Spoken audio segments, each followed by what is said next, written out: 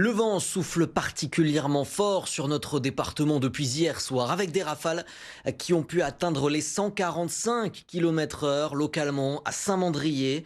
Près de 140 km/h également relevés du côté du Dramont à Saint-Raphaël ou encore sur l'île du Levant à Cuers.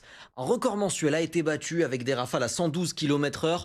Enregistré du vent donc globalement avec des rafales au-delà des 100, 110 voire même 120 km/h dans de nombreuses zones du littoral varois avec à la clé évidemment beaucoup de dégâts à recenser. C'est le cas par exemple à La Seyne-sur-Mer où 3 pins d'Alep se sont effondrés sur la route de Jana. Certains habitants ont donc été sinistrés. Vous allez le voir dans ce reportage de Tom Ferrara.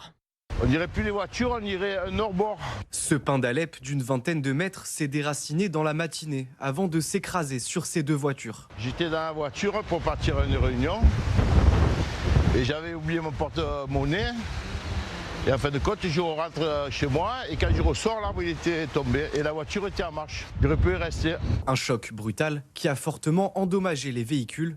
Alerté par les puissantes rafales de vent, Eric, lui, a tenté de les déplacer quelques secondes avant le drame. Je suis sorti de la voiture, le temps d'arriver, j'ai même pas fait 10 mètres. L'arbre il est tombé dessus. Ça a fait un bruit énorme. Sur leur propriété, un autre pin d'Alep menace lui aussi de tomber d'une minute à l'autre. Il y avait le vent, il est en train de bouger. Ben là, ça fait un château de cartes.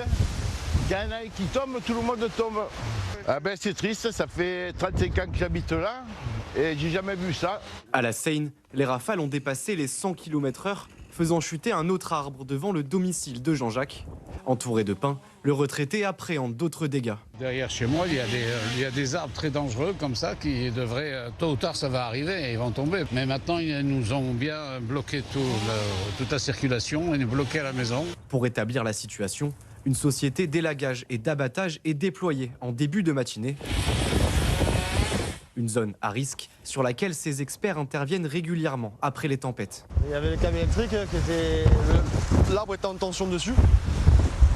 C'est pour ça d'ailleurs qu'on a fait appel à un grutier pour avoir un point haut, pour pouvoir soulever par-dessus l'arbre et qu'on n'arrache pas les fils. Les pins ils présentent un danger ici quand même. À chaque fois qu'il y a du vent, à chaque fois ça tombe. La situation est revenue à la normale pour les automobilistes à la mi-journée. Les experts devront quant à eux revenir ici dès demain pour abattre les derniers arbres susceptibles de s'effondrer.